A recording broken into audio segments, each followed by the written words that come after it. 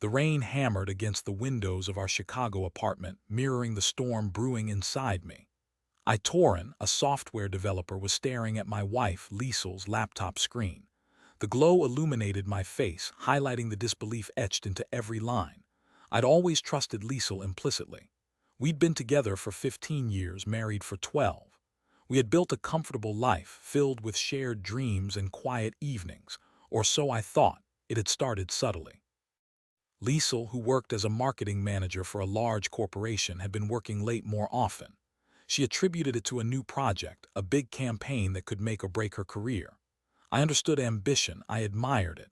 I never questioned her, never doubted her. I was a fool. The password on her laptop had always been Odin 123, a silly inside joke referencing our love for Norse mythology. But last week it didn't work. I figured she'd changed it, no big deal. Curiosity gnawed at me. Last night while Liesel was asleep, I tried a few variations. Thor 123, Loki 123, and then almost as a joke, Rael 123. It opened Rael. The name echoed in my head, a discordant note in the symphony of our marriage. I found emails, dozens of them, exchanged between Liesel and a man named Rael. They were filled with the saccharine sweetness of new love, the kind of messages I hadn't seen from Liesel in years. Rael was a colleague of hers, I gathered, a senior executive at her company. My stomach churned. I scrolled through the emails, each line a fresh stab wound. Liesel described me as stuck in a rut, unambitious and predictable. She painted a picture of a man I didn't recognize, a caricature of the loving husband I thought I was. And Rael, that snake, responded with platitudes about her brilliance, her beauty, her untapped potential. The worst part was the dates. This had been going on for 6 months.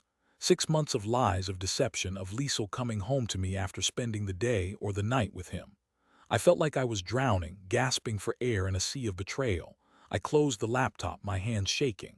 I couldn't confront her yet. I needed to think, to process, to understand how my life had become a lie. I went to the living room, poured myself a glass of whiskey, and sat in the dark, watching the rain lash against the city. The next few days were a blur. I went through the motions at work, writing code, attending meetings, but my mind was elsewhere, replaying the emails, dissecting Liesel's every word, every action. I noticed things I hadn't before: the way she flinched when I touched her, the way she avoided eye contact, the way she seemed distant, preoccupied. I started sleeping in the guest room. I told her I was having trouble sleeping, that I didn't want to disturb her. She didn't argue, didn't even seem to care. That hurt more than anything. Finally, I decided I couldn't live like this anymore. I needed answers. I needed to know why. I waited for Liesel to come home from work. She walked in, her face tired, but her eyes held a spark of something I couldn't decipher. Guilt, perhaps, or excitement. "We need to talk," I said, my voice flat. She sighed, throwing her purse on the couch. "Can it wait, Torin? I had a long day." "No, it can't wait."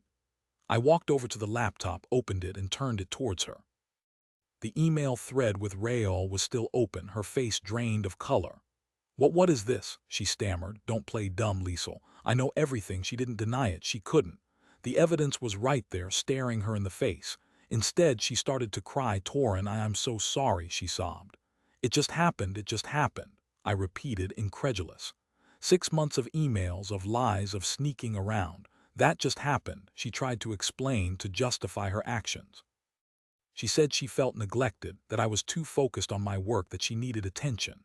She said Rael made her feel alive, made her feel desired.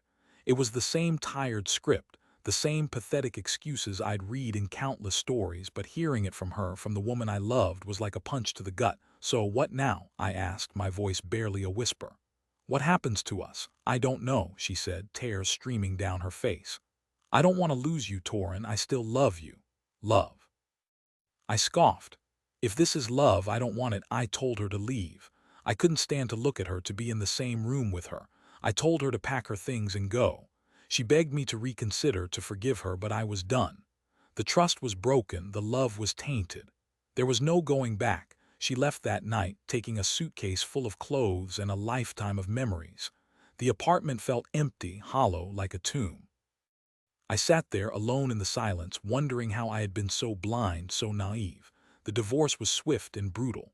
Liesel didn't contest it. She knew she was in the wrong. I got the apartment, the car, most of our savings. I didn't care about the money. I just wanted her out of my life. After the divorce, I threw myself into my work. I worked late, I traveled. I did anything to avoid being alone with my thoughts. I saw a therapist who helped me process my anger, my sadness, my betrayal. It was a long and painful process, but slowly I started to heal. One day, a few months after the divorce was finalized, I received a package in the mail. It was a thick envelope, addressed to me in unfamiliar handwriting. Inside, I found a series of documents, meticulously compiled and organized. They detailed Rael's business dealings, his shady investments, his fraudulent activities. It was enough to send him to prison. There was no return address, no note, nothing to indicate who had sent it, but I knew. It was Liesel. I didn't know why she had done it. Perhaps she was trying to make amends, to atone for her sins, or perhaps she was simply trying to protect herself. Whatever her motives, I knew I had a choice to make. I could ignore the documents, let Rael continue his schemes, let him get away with everything. Or I could turn him in, expose his crimes, and bring him to justice.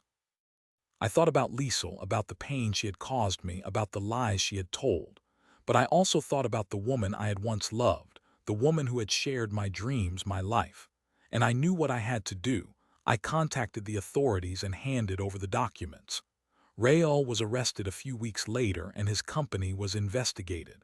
He was eventually convicted of fraud and sentenced to several years in prison. I never spoke to Liesel again. I didn't want to. But I knew in my heart that she had done the right thing, even if it was too late to save our marriage.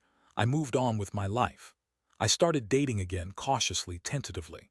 I learned to trust again, to open my heart again.